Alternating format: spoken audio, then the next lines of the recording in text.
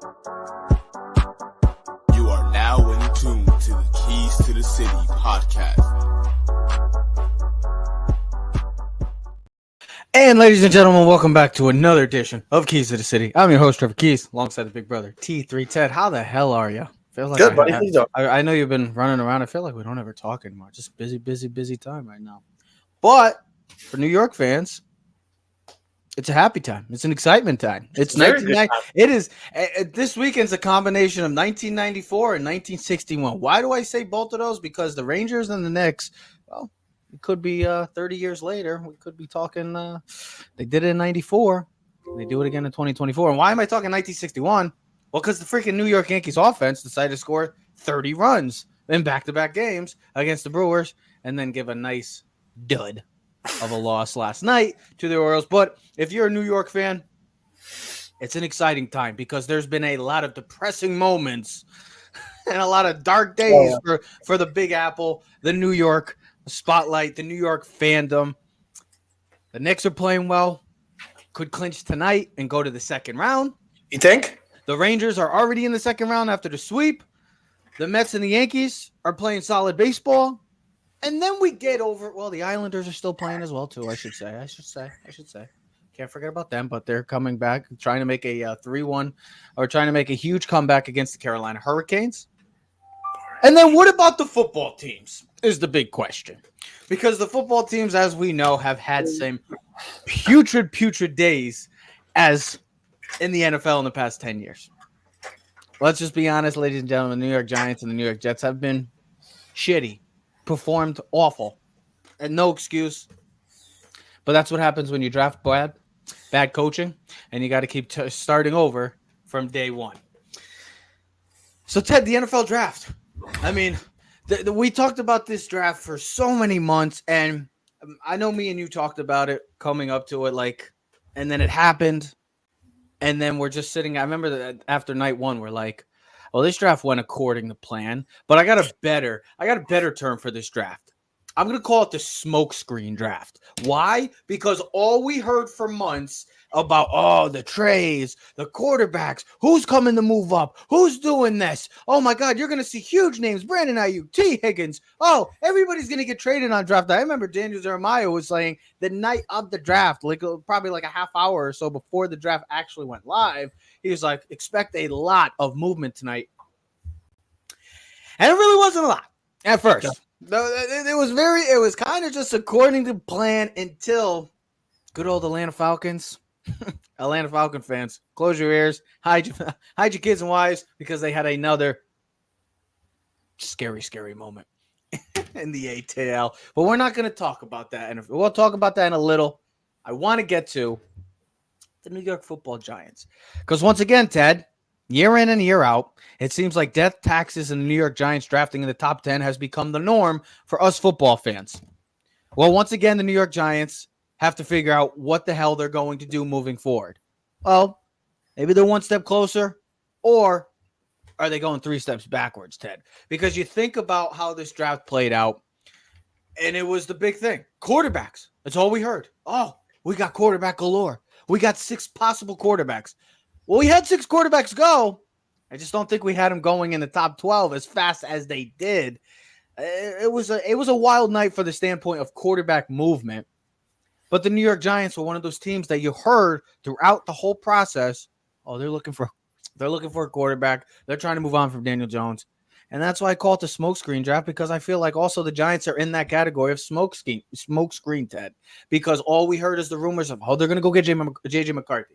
Oh, they want Drake May. Oh, they want Jaden Daniels. Oh, they want Caleb Williams. They stay in pat.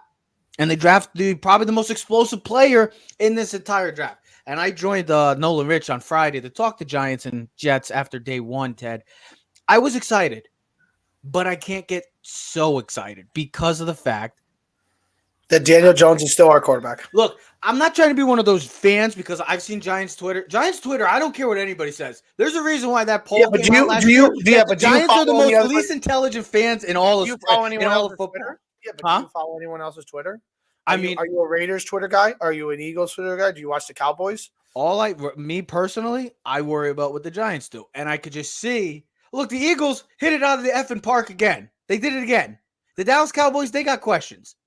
The two teams that we talked about this entire draft year that needed quarterbacks, still the Raiders and the Giants. Those are the two teams. Everybody else that we talked about pretty much got their quarterback moving forward. Now, time will tell it for them. Or in Atlanta's case, they have their quarterback for the next 10 years. Yeah, but they might have to come back in another 2 or 3 years because realistically, Ted, how often are those quarterbacks all six going to hit? Oh, 50% are going to fail and 50% are going to work. We just saw in 2021, 5 of them went in the top 15. One of them is on their current team right now. So we have to wait and see how this goes. But the Giants draft Malik Nabers, an explosive playmaker. The instant reaction is explosiveness. This guy can play an Odell Beckham role where slant, 75 yards, gone. But I can't get overly excited because we still have a situation going on in that quarterback room, Ted. So I'm going to go with you. We think about how this whole process went, all the rumors, all the hoopla, and it's over with. The draft is over until next year. We have to see what happens. The New York Giants didn't take a quarterback, not even in this entire draft, which was even maybe more of a bit of a surprise for me. Didn't take any offensive line and defensive line. The O-line and the quarterback. I was shocked. The two biggest problems for the Giants in the past, well, realistically, since their Super Bowl win, and I know Eli was there, and Eli got older, and you could see that the flaws started to come out more and more as he got older, but those have been the two big concerns. Areas of concern for this franchise is the offensive line and the quarterback. Now, I get it, the Giants added a lot in free agency with the offensive line, but it's still time will tell. It's still to be determined. So, Ted, when you see this and seeing all the quarterbacks that were available, and I get the explosiveness of the receivers and Rome Odunze, Marvin Harrison, and Neighbors there. But would the Giants regret not going all in the sense of doing anything they could to get into that top 3 and taking, whether it was going to be Jaden Daniels or whether it was going to be Drake May, or hell, even if it was J.J. McCarthy? Will the Giants regret it, or did the Giants make the smart decision to you personally, not me or to anybody else, to you? Do you think the Giants made the smart decision to take in Malik Nabers? At the time, yeah, because we found out that they ended up offering this year's first round and next year's first round and probably one other pick. Yeah. But they offered. They tried. They tried to move up. But at the end of the day, it's like fantasy football when we talk about trades all the time. Just because you want a guy so bad, how much are you going to give up everything? You're going to give up everything? Sometimes I'm looking at it as a fantasy standpoint. No, they did not. So listen, they weren't going to ruin their future for the one guy. They offered what was fair value. You're not sorry. This is not the housing market where you're going to offer $100,000 more than what the house is worth. Are we talking about this? Are we talking about 2024 housing market? Or are we talking about? Well, there's a big difference. Well, the last 3 years. Yeah. But, I mean, that's what I sense. I mean, at least from what you said is the Giants offered 2 first-round picks and probably another pick that we're not mentioning, but it doesn't really matter. The Patriots said no. And here's the thing. If the Patriots don't want to, and this is something going back to Gettleman, if they don't want to trade with you, then you don't have a trade. You can offer them 5 first-round picks. If they like the guy that they want, they're not trading with you. So the Patriots, they were offered 3 first-round picks from the Minnesota Vikings, we just heard. Mm-hmm. This year's 2 and next year's 1. They didn't want to do it. They could have 3 first-round picks. Yep. They wanted Drake May. They took the guy. So all this smokescreen crap and stuff that you were talking about beforehand and whatnot was all nonsense. The Drake May, he might fall. How far will he fall? J.J. McCarthy's going to rise. What it says to me was Minnesota really had Drake May as their number 1 guy, so they chose their second best guy in J.J. McCarthy. They were coming up for Drake May. They weren't coming up for J.J. McCarthy because if they were, why didn't they come up for 4 or 5 for J.J. McCarthy before the Giants? Yeah. Why didn't they trade up with the Giants? Why didn't the Vikings come up at 7, 8, 9? They moved up 1 spot to the Jets to get J.J. McCarthy just to ensure that they got a quarterback. Yeah. What it says to me is, though, the Giants and the Raiders, as you said before, have major question marks going forward. Now, listen, what it does is it puts faith in Daniel Jones. It gives him another 1-year shot deal. You don't want to hear the thing about, listen, give him another year. You don't need 6 years to tell if a guy's good enough. You don't. You don't even nowadays. It doesn't even take 1 year, Ted. It seems like because C.J. Stroud came in and lit the fucking NFL on fire last year. The other thing. You look at Jordan Love, right? Yeah, the guy's been sitting behind for the last 2 or 3 years behind Aaron Rodgers. Well, he had 1 year to really kind of prove it because I think if Jordan Love kind of really shit the bed this year and didn't play up Yeah. to the potential he did, especially the second half of the season, Yep. we might be talking about the Packers trying to look for a quarterback. Maybe they would have been in the market for a veteran quarterback. So the Giants, listen, we're not going to relive this. We're not going to keep repeating ourselves over and over. The Giants made But the that's choice. what we do because we're literally going on yeah. year 6 with Okay, Daniel but Jones. at the end of the day, it doesn't matter about 6, 7, 8, 9, 10. The Giants paid him the $82 million for 2 years. So it's really the final year of the deal. You know, the Giants are literally going into the year with 2 backup quarterbacks in Drew Lock and Daniel Jones. And whoever plays the best, I think the Giants hope it's Daniel Jones. We'll see what type of health he will be in. The reasonable choice is he will not be the quarterback all season long because of his injury concerns throughout his career. And that's one of the major problems I have with Daniel Jones. It's not even his play. He's missed 23 games over the past 5 seasons. Well, his play hasn't helped either. I know, I get it, but he's been hurt too, which doesn't help. So, you know, would his numbers be better if he was? What did Herm used to say? Your best ability is your availability. Oh, of course, absolutely. So, you know, it was funny because I told you, I'll be dead honest. Like after the second round, I didn't really follow the draft on Saturday. I totally forgot it was on. I was doing other stuff. I was looking at You were some of the busy. things. You were busy, man. That's why you got me. That's why you got Which me. was what was more shocking to me as a Giant fan was that they didn't choose an offensive lineman or defense lineman. Now I can understand the D lineman because they filled the roles and they have guys there. I was surprised they didn't just add another offensive lineman. I get it. The Giants have been adding offensive. I think the Giants have drafted the most. Giants and Jets have been like the top 2 teams investing in and linemen in the draft. I look at this year really for the Giants as really a full make or break. Like yeah, but do you have any going into this upcoming season? Now, I don't know what the rosters are going to look like because there's still a hell of a lot more time to maybe make some moves, pick up some guys, cut some people. I will be honest. When you look at this team right now, what do you expect from this team? I look at the Giants as the 4th best team in the NFC East right now. I agree.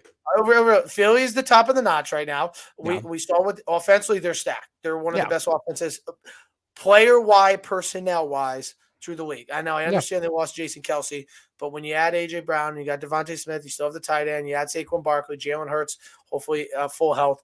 Right. They have the best offense in the division. Then I still look at the Cowboys. The Cowboys still have playmakers. Now, I didn't realize, just looked it up quick, the Cowboys didn't draft a running back. They didn't draft a running back at all. But they brought in Zeke. So listen, hey, Zeke helped me win a fantasy championship last year down the stretch. So yeah, but we're not talking. If you're a Dallas fan, you don't care about fantasy championships. You care about actual championships. So I still Washington did a hell of a job. I would still take Dallas number 2, Washington number 3.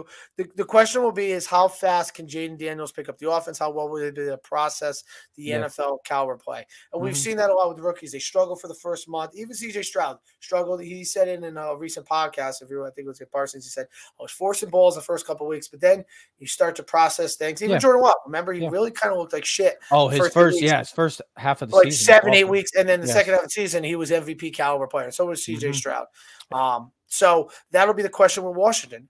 And of course, all three teams have their quarterback. And I can't really worry about the rest of the divisions. I have to worry because it's always like when you talk about sports, win your division first, then win your conference and focus on the Super Bowl. The Giants right now are the worst team in the division based on personnel and quarterback.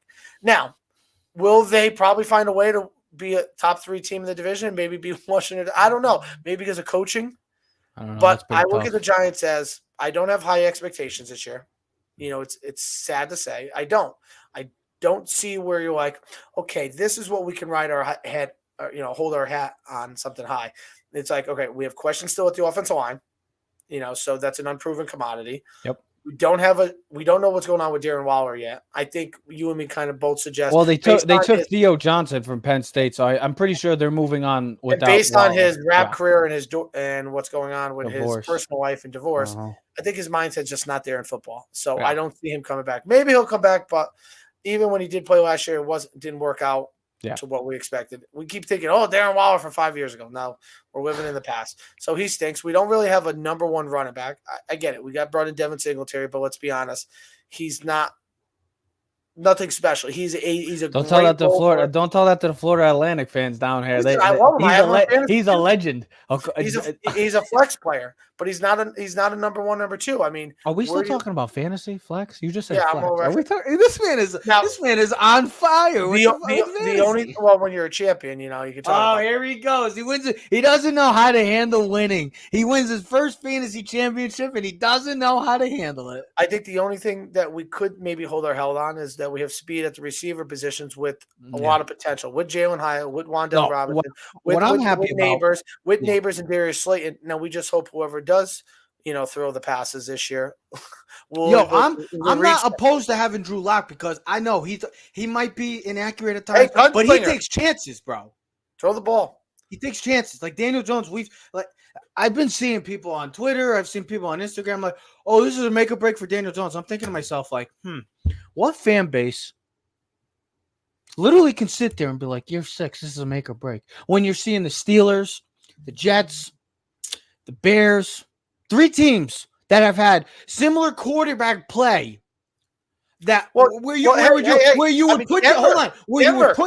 in Russell Wilson and they moved on from him after 2 years. That's even another team where you put those 4 teams that have all quarterback play that would be very, very similar to the Giants and Daniel Jones's play past couple of years. And what did they do? They all moved on. Like the Jets moved on last year from Zach Wilson. They went after Rodgers like, shit, we can't win with this kid. We got to go get Rodgers. The Steelers, shit, we can't win with Kenny Pickett. We're trading him as a backup. The Bears, oh, wow, Caleb Williams, generational prospect. We're not going to keep Fields.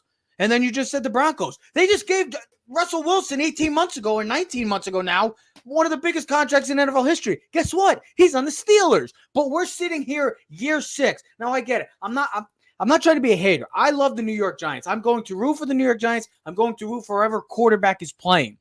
But I'm also a realistic. You could think positive, but I'm going to think realistic, Ted. And that's the thing. Like, we've seen enough tape of Daniel just, 2 years ago he also played that Minnesota Vikings team, was the worst defense in probably almost in history. Their defense was atrocious.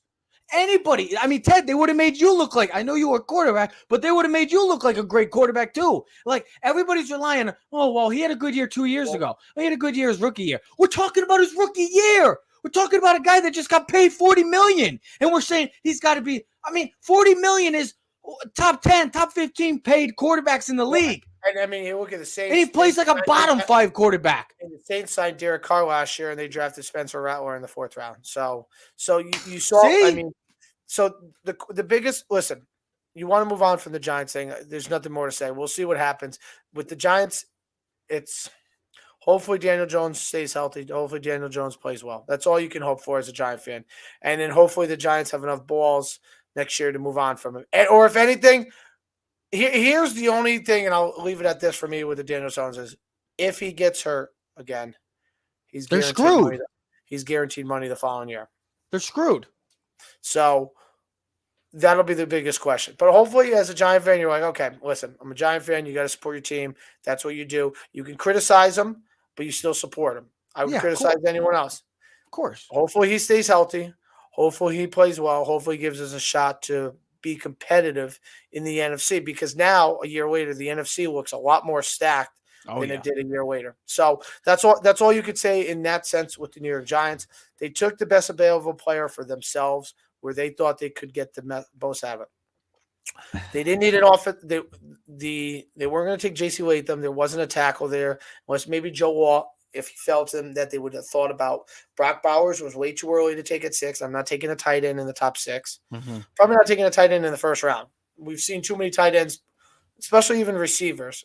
No, there's dynamic receivers you can get, but this receiving class, especially the top 3, they stood out because the difference between Romaduzzi at 9 and where the next guy drafted was Brian Thomas Jr., which I believe was in the 20s. 23 Jacksonville. So we've usually seen where we're like, okay, a couple receivers, 1 or 2 or 3 will go in that top 10, and then you get that run in the teens, and there was no run. So there was a gap between the fourth and the third guy, and Yeah.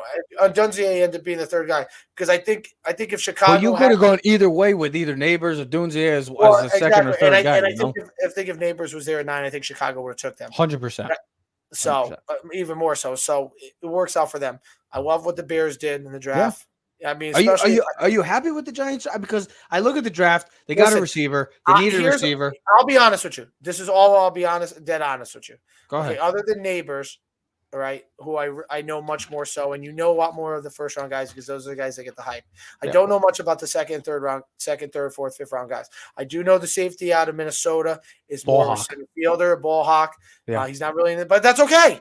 Play deep secondary. We need turnovers. Turnovers are good. Be our intro role that we used to have. All right, be the playmaker in the deep secondary. Yep. The hardest thing about the draft is everyone has grades and potential on these guys, but no one really knows what this guy's going to be. Yeah. When we drafted Ahmad Bradshaw in the 7th round out of Marshall, you didn't know that he was going to be the back he was for the New York Giants. You didn't know he was going to have the impact he does. So I don't know what these guys' impact is going to be on the Giants until midseason form. You can give all these grades and say, they got this guy and that guy. You don't know shit. You have no idea how well that guy is going to pick up the offense. Good example, Ted. Go ahead. I was going to say good example of this is also like nobody knew Isaiah Pacheco was going to be, and he was a 7th round pick. And we're using 7th round guys, but you don't like Russell. But that's the point. It's like they had 7th round guys making impact. They just signed Matt Flynn, and they drafted Russell Wilson in the 3rd round. And guess who the starter was? Beat out both of them. So you don't know. You don't know what receivers. You don't know injuries. You don't know how well the things are going to pick up. There's no perfect everybody that says generational, he's perfect. Like there is no perfect prospect. Like maybe if they go to the perfect situation, that's different. But if they go like let's just get into the quarterbacks. Like the Giants, they missed the opportunity. I get it. They made the effort. I applaud Joe Shane for going to make the effort. I give them that. They did everything they could. But Ted, like you said early on, when you want your guy, why do you want to move on? I'll say to this: we had 6 quarterbacks drafted in the top 12. Crazy. I understand the top 3. Okay. Yeah, you knew those 3 were going 1, 2, 3. Okay, the Atlanta one was, of course, and that's been the biggest storyline of the draft, which is a shocker because it's one thing if Kirk Cousins was already on the roster, but they signed him in free agency. They gave him $100 million guaranteed. They gave him $180 million over 4. So it's really a 2-year deal with the extension of the following 2 years. You will get a guy like Michael Penix, who's already 24 years old. The way they're thinking is like, he could play in 3 years, but he's going to be like 27. So like that should have been, he should be playing. He's turning 25, Ted, in a week. It's like Mahomes is like 27. Ted, like, you and him have the same birthday. So he's going to be 25 in a week. That's a head scratching move because in the sense head scratcher move. That's one of the most confusing moves in the history of the NFL. In the NFL draft. Most people said, okay, you drafted Kirk Cousins, so this team is at least playoff caliber. Yeah. There was all the defensive players still available. You still had a Dunzier, you still had Bowers. I mean, you had offensive linemen, you had a bunch of personnel. You could have traded back and picked up more draft. You chose to take a quarterback. Now I get it. You love them. I don't have a problem with taking quarterbacks if you know their end of the stretch. Now here's the thing: Cousins is coming off a torn Achilles, so you don't know how well his health is going to play out. You don't know about his injury concerns. There's a chance that Cousins gets hurt again. Maybe his mobility, his mobility will be even worse. So Penix might come into a perfect situation where you're like, I have Kyle Pitts. Do you know what I would have given this team like applaud if Justin Fields was the quarterback. If Justin Fields was the quarterback of Atlanta, no, that's even worse. I don't think no. Because here's the thing: Cousins has a stat. No, you had competition. No, you don't want competition if you're bringing in the new guy. With Cousins coming in, immediately says Cousins comes in, he's the guy. He's the guy. But you already are off to an awkward. Go ahead. Why would you bring Fields in and draft Penix? It's because there's more of a chance of competition, but it's not as awkward. If you have Cousins, he's the veteran presence. Do you know how awkward it is? This is already the start you have. Think about it than Justin Fields. Think about if you're an Atlanta fan. Like, you're coming off of a season where you were this close from winning a playoff or getting to the playoff because your quarterback, you would have been in the playoffs. Because your quarterback play was awful. Was bottom of the league last year. You have playmakers on both sides, offense and defensively. The biggest need they needed was a defensive end. You had both Latu, Letu there and Dallas Turner. Didn't take them. My thing about why this is already off to an awkward start, as Marcus Spears said, you gave a man $100 million. Like, if Atlanta traded for Fields and traded a 5th or 6th round pick, and then they're like, okay, we traded for a 6th round pick. Let's go draft Penix. Let's have competition. The best man's going to be the guy. You're drafting a guy. You're top 10. You're a top 10 pick. You hope he has impact on your team. Like, an impact. You want an impact player. Like, the Patriots is different because you don't have to start Drake May. You can let him sit, learn the offense, let Brissett play, and you got these playmakers. 7 of their 8 draft picks were all on the offensive side. So I get that. Maybe you want to push him into, week 8 or something. But for this team, where now you just went Cousins, and now you're saying to your fan base, hold on, that we got a chance now to compete for a division title and maybe get to the playoffs. So let's add more talent. You just said it, Ted. Roma Dunze was still there. You had offensive line if you wanted to, even though they got a stout offensive line. You have playmakers already. You could have added the Ed Rusher.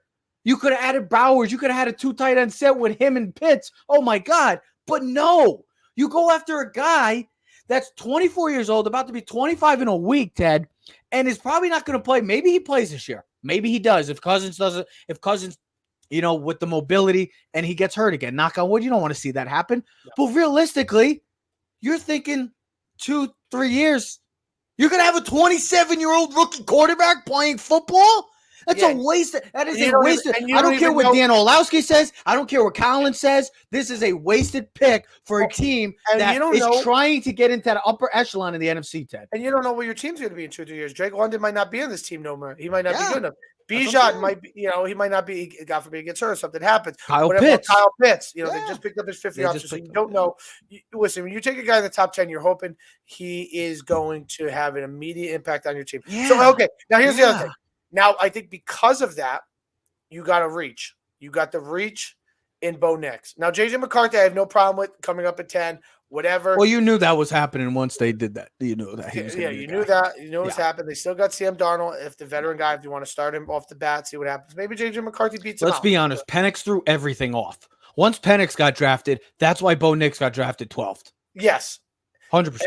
Because no, 1,000%. He probably wasn't going in the first round. Maybe. First of all, I've never seen anything like 6 quarterbacks in the top 12. It was literally every other pick. Literally 6 quarterbacks, 3 receivers, and 3 offensive linemen. Yeah, so 6 quarterbacks and a tight end, and throw the tight end in there. No, Bowers was 13. 13. He went 13. Mm-hmm. Yes. So you had Joe Alt, J.C. Latham, and Fashanu. Yeah, so you had 3 offensive line, 3 receivers, and 6 quarterbacks in the top 12. Which is remarkable. Now, here's the thing. I think Bo Nix is a way reach. I think it's a huge reach at 12. Do you think it's more of a reach than him or Penix? Or do you consider Penix a reach? Or do you consider – hold on. Do you consider Penix a reach, or do you just consider it just an awful pick where you consider Bo more? I think it's a bad positioning for a team that didn't need that. Yeah. What didn't have that need, wasn't a pressing need. Yeah. I understand that maybe Atlanta's thinking, okay, here's our thought process. We're never going to draft it. Hopefully, we're not drafting in the top 10 anytime soon. We have our young veteran quarterback who's going to learn from a veteran. I say young veteran. I say it in a joking manner as a 24-year-old guy, a mature guy. But you're going to learn from a guy like Kirk Cousins, right? We're going to have personnel and players around you. So when you are there and ready to go, you'll be support. He stays healthy, and we have that backup guy just in case, which, listen, what did they say? 50-something plus quarterbacks participated or started last year at one point or another. 63. I forgot it was either 63 or 66. There's going to be a chance that Penix plays at one point or another next year. If that was the case, Ted, I know they maybe obviously it says now, why didn't they just go after McCarthy if they were looking quarterback? He's 20 years old. Yeah, I know. Well, they didn't like him because Penix is a better. Penix is a higher, I would say, player in sense of ceiling. You know what I mean? I feel like he's got bigger potential. I feel like he has more of a home run threat. I just think with a J.J. McCarthy feels like an advanced Baker Mayfield. Good quarterback. I just think with a team that is very close on the cusp. And listen, and in a bad division, it's not like you're in like the AFC North or something. You're in the NFC South. But here's the thing: I would say this: J.J. McCarthy and Caleb Williams, both in the same division, go to the 2 best situations of any of the rookie quarterbacks. Caleb, of course. Caleb, you can't. If you're Caleb Williams and you're the number 1 pick and you're going into a situation where you have DeAndre Swift, a better offensive line, Rome Odunze, Cole Kmet, Keenan Allen, DJ Moore, Gerald Everett, Justin Fields is sitting in Pittsburgh like, yo, what the fuck? Yo, what the fuck happened? Like, where is this for 5 years? Yeah, where was this for the past 5 years? I listen, I've seen that. The Jets did that too with kind of Jack Wilson. Like they drafted him, and then all of a sudden they got Rodgers, and then they're trying to get all this personnel. So I look at those 2 quarterbacks as the best situations of the 6 quarterbacks. Bo Nix, way too high for 12. He's not the 12th best player. He's not worth it. Is he going to start? Does he immediately start for them? I think so. In a room full of Zach Wilson and Jarrett Stidham. I mean, listen, he's another guy who's been there 24. He's got to be 23, 24 years old. He's 24 years old. He's most likes in college football history. I think there's a high expectation for him. I think it's going to be tough for him. He's the top 15 pick. Of course he is. He's got to be the savior. He's drafted in Denver. You look at like, okay, where's their offensive personnel? Their offensive line's weak. You know, he doesn't have – listen, they're hoping everyone's relating him to try to Drew Brees. Sorry, it's the aliens. They're coming. It's the video thing, but whatever. You're hoping he's a Drew Brees. That's the comp for him. That's the expectation. But Drew Brees didn't really come to Drew Brees until like 4, 5, 6 years later. He went to the Saints. By then, he's already 30. We'll see what happens. Yeah. I think that's a far cry of what's realistic. I think he has the potential to be okay and good. I look at Bo Nix as like a Baker Mayfield.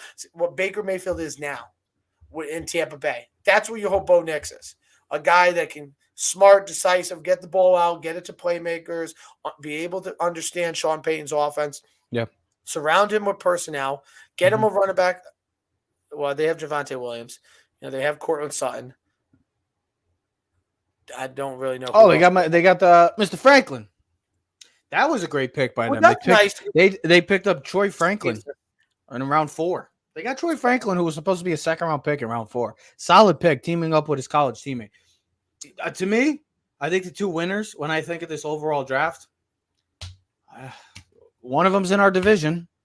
It's the Philadelphia Eagles. I mean, their biggest need was secondary help in their first 2 picks. They didn't have to trade up. Nope. Were they're possibly the 2 top corners in DBs in this draft outside of Terrion Arnold and Quinton Mitchell and Cooper DeJean.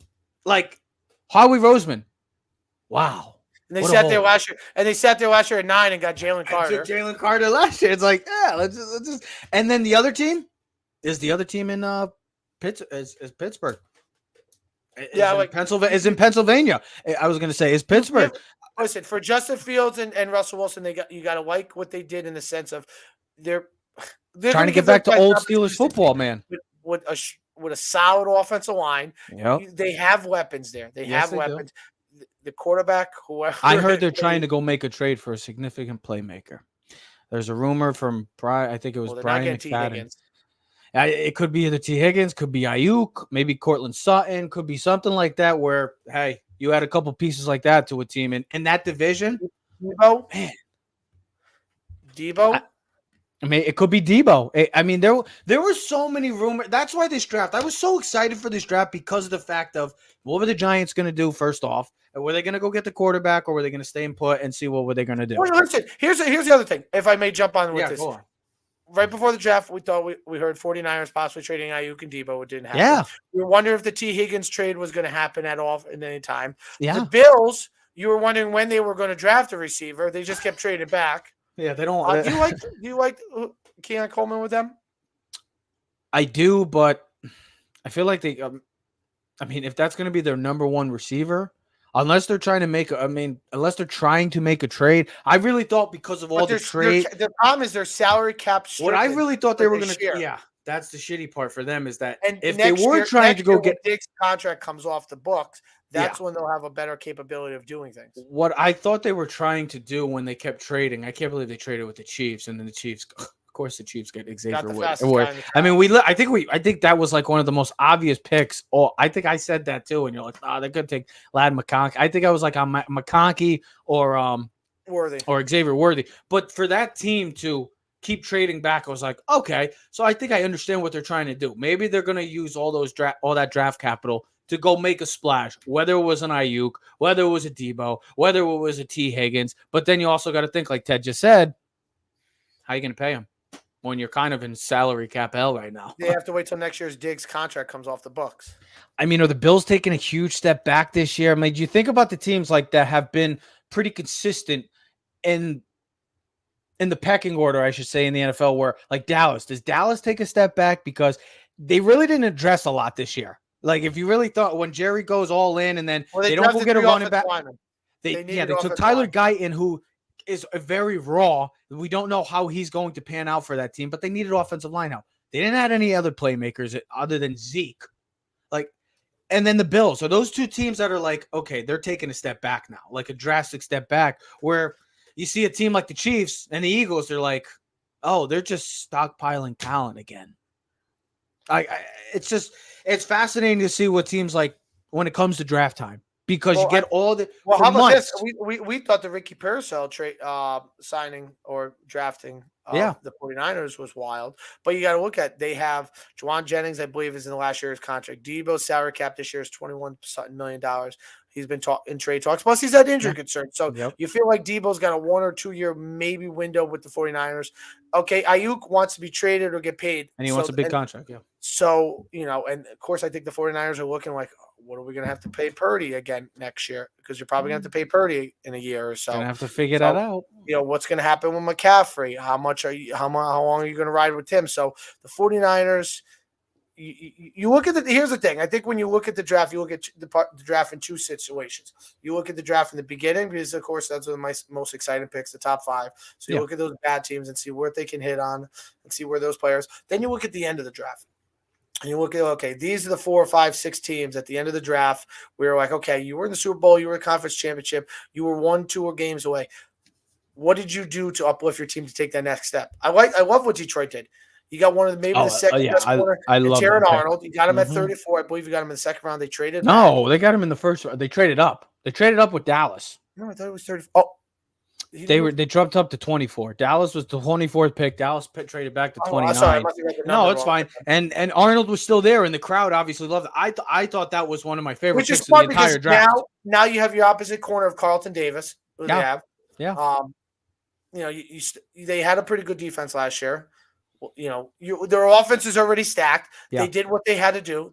They signed the best right tackle in football in Penny Sewell. Yep. They signed one of the better young receivers in football in Amon St. Brown. Mm-hmm. So what that also says too with him and A.J. Brown getting paid this week is, well, we know Jamar Chase and Justin Jefferson are getting bigger deals than them. Yeah, when the hell are they getting contracts, and how much are they getting per year? I'm saying I think the starting point for both of those guys is $35 million. At least 30. Start at 30. I guess. Well, I just saw 30. I guess the Bengals offered T. Higgins 20 something. He didn't want that. Oh, if they're offering T. Higgins 20 something, they're offering Chase right off the bat $35 million. $30-something million, yeah. I mean, that's what it's obviously. Trey Hendrickson. I think. I mean, you look at it, when you look at this draft too. The NFC got better, and I think the Chiefs. Oh yeah, you look at the NFC North. I think the Chiefs look at the NFC North. I think the Chiefs and the NFC North. And the worst team in the NFC North, probably the Vikings. You gotta like with because I'm not taking. How would you? How can I say the Lions? So what am I knocking them for? Well, the Packers. What am I knocking them for? The Bears. I mean, if there's one team that's made probably the biggest substantial leap this season, is the Bears. I mean, they go get Caleb Williams, then they go add all those offensive toys for him. I mean, that's going to be an offense that, oh shit, the Bears are on TV. We got to go watch now. And then the Vikings, yeah, you still got Jefferson. You got Aaron Jones. You got Addison. You got Hawkinson. All comes down to J.J. McCarthy. Like J.J. All we've heard this year, the most polarizing player in this entire draft this season. It's yours. It's yours for the taking. Go take it. Are you going to beat Sam Darnold? Is Sam Darnold going to ride it out for a couple of weeks? Or are you going to take it and be the guy that, well, some people, I think, especially with the team that's surrounding him now, has a chance to be a very, very good quarterback in this league because of the talents that are around him. And then you see the teams like the Giants and the Raiders where, I think the Raiders, that was one of the more confusing picks too. I get it. You get Bowers at 13, hell of a pick because he's a hell of a talent. But you just drafted Michael Mayer last year. Like Michael Mayer was a second-round pick, and he was a hell of a tight end in college. He was pretty solid for your offense last year too. I mean, if you want to run a 22 personnel, that's fine with me. If you're trying to run the ball with Samir White and Gardner Minshew as your guy right now, Antonio Pierce, I have no problem with it. But I feel like there was more needs for that team where you could have gone offensive line. You could have gone secondary. You could have used another maybe edge rusher. You can never have enough offensive linemen, cornerback, or edge rushers in today's NFL. You can never have enough. I know that they went Tyree Wilson last year, but you can never have enough because of the way offenses are moving up tempo. You want to have depth so you can get new guys in and have fresh guys. Fresh legs are better so you can get to the quarterback. I was surprised by that pick. I think they just went best player available at that time. I was happy with the draft. As a Giant fan, I would give this draft a solid B+. B to B. From what I've seen, a lot of reports, a lot of people give the Giants a really good draft grade, which that's fine with. I just think the biggest thing is, okay, you got your number one receiver. You got an explosive receiver. You're going to get the ball to him now? I mean, you hope. I mean, Daniel Jones is not known for throwing the ball down the field, and Neighbors has been that type of guy. The draft is just so interesting because I'm just looking at some takeaways, some other things like the Cardinals. I just think don't you think it's hilarious that for Trey Benson. Yeah, right before the Giants. You got Trey McBride. So there's a lot of things. Did the Jets actually, I think, made a smart move in drafting Olu Fashanu, the tackle out of Penn State. Yes. Listen, I get it. They already have a starting offensive line, but it's a young kid with a lot of potential, and you have multiple guys on that offensive line that have injury concerns. Tyron Smith has not played in 16, 17 games in like 3 straight years. So, listen, their best chance of succeeding this year, if we didn't notice anything last year, is Aaron Rodgers standing up tall in the pocket, not on the ground. Course. Most important. So if the Jets, everyone's like, oh, because that's why the question is: did the Chargers screw up not taking one of the top two receivers? Honestly, when I look at the draft, first, when they took Joe Walton, it's like, okay, do you have enough weapons around Justin Herbert? Considering they're going with Quentin Johnson, Josh Palmer. Well, you know who they took second round, which I think is going to be Ladd McConkey. I think he's going to be. And then they drafted 2 receivers in the 7th round, and Brendan Rice, Jerry Rice's son, and another kid. This is what I also was going to say quickly before we sign off is I'm looking at the first round, and outside of the Penix and Bowers pick, I believe everybody, like we said, drafted for need. Like if you really look at the first round, every position or every player that got drafted, that team needed that was one of their main team needs. Yeah. Outside of the Falcons and outside of the Raiders, this was kind of a draft that was like very hyped up and kind of gave you like a blue balls feeling because you got so excited for it that you're like, oh my God, there's gonna be so much movement. Like I said, and really kind of went to form. And that's why I'm going to end it. And that's why I call it the smokescreen draft, because for months, all we heard is, oh, we're going to see big time players getting traded. The countless times we heard the Giants are done with Daniel Jones. They're like J.J. McCarthy, Drake May, Jaden Daniels. They stand pat. All these teams kind of just stand pat. Didn't make any trades. Like, well, I remember we were FaceTiming throughout. It's like, no trades. First 6 picks, first 7, first 8, first 9. We're like, there's no trades. Like, nobody's making a trade up. It's like, what's going on? And then Minnesota had the first 2 trades. Yeah. They go get JJ, and then they go get Dallas Turner. They went to go get their top 2 needs in a quarterback and pass rusher. And they got them. And they got maybe the second or first best pass rusher, depending on your rankings, in Dallas Turner. Yep. And then, they got their quarterback. They got the 4th best quarterback, maybe 5th, depending. Listen, no one knows. It's all rankings, all potential. No one really knows. Baker Mayfield and Sam Darnold went 1 and 2, and guess what? Lamar Jackson. Whoa. Sam Darnold didn't go number 2, Ted. No, as a receiver, I'm a quarterback. Now, I know. Wait, Sam Darnold's a receiver now? Wow. He could have done better. Better. But Baker went 1, and then Sam Darnold went 2 for quarterbacks. Yeah. Josh Rosen was 3. No. Josh Allen was 3. Rosen was 10th. Was 10th overall. Rosen was 10th. No, he was 4th. I'm just Josh Allen. When did Josh Allen get drafted? 7. 7. Then Rosen went 10 or 11. And then Lamar was 31 or 32. 31, 32. Remember when the Giants were 34 that year? We're like, oh my God, we might get Lamar. Ravens traded up and took him. We're like, damn. Yeah, the Giants were never taking him because that's not what the Giants organization does. Well, they should have. Because look at Baltimore right now. They're contending year in But and year out, and the Giants are in the top 5. The top 2 guys that they thought were going to be the impactful guys end up being the funny thing about this whole draft with the quarterback situation, Ted, is the countless amount of times we also heard, oh, J.J. McCarthy may be the 3rd quarterback taken. He wasn't even the 4th. No, could have been the 2nd. No, Listen, there was no way Washington. I told you. I should have bet it. I should have bet it a long time ago. That was a lock. This draft class is always – listen, every draft class, especially this one because there's 6 will all only be talked about and be based on how well these quarterbacks plan out. Yeah. Because if you look at the quarterback class 4 or 5 years ago or 3 or 4 years ago, the Trevor Lawrence draft class. 2021. Trevor Lawrence is really the only guy still standing. Everyone else has fallen off the mountain. That's how fast it could go. You think you got your quarterback. All done. You think that was the class they were like, oh, we got some stars here. We got a lot of nobodies. Sadly, 1 or 2 of these guys out of these 6 will fail. Oh, easily. It's just you don't want to see any of these players fail.